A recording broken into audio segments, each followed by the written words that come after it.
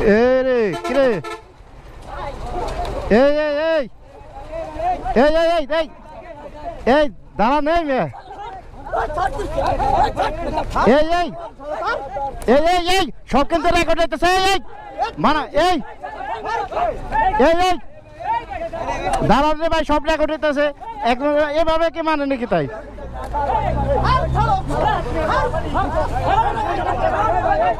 এই এই লোকটাকে এই কি সমস্যা হয়েছে কি নেই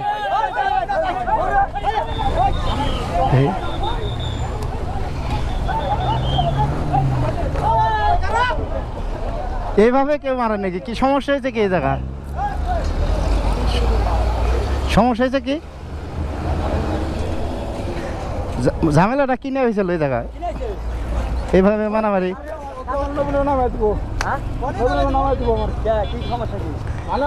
আমি তো টাকা দিকে তোর দোকান করছি ভাড়া চাই লেট করবই আরে 15 মিনিট পার হইছে না তোমার নিকে 1 লাখ গাড়ি ডাহে না রুমে মানে কিন্তু বাড়া কে সাগর করব 1 লাখ গাড়ি রিজার্ভ করে নাও এইভাবে মারামারি করে নাকি লেট করবই ওরা আমার কি বলে কামনা দাও আমারও ভালো লোক হতে পারতো আমারও টান দেখো কেউ না আরে এই গাড়ি সম্বন্ধে জানো না হন জানাইনে ফেরির মতন ডাইরেক্ট করে যাচ্ছিল তুমি এইভাবে মারামারি এটা ক্ষতি হয়ে গেলে পরে ঝামেলায় পড়বেন সামসে মারলে সুযোগ সবারই আসে আমি সাথে মারামারি প্রচুর মারামারি হইতেছে কি বিষয় আমি বুঝলামই না খালি উড়া ধরা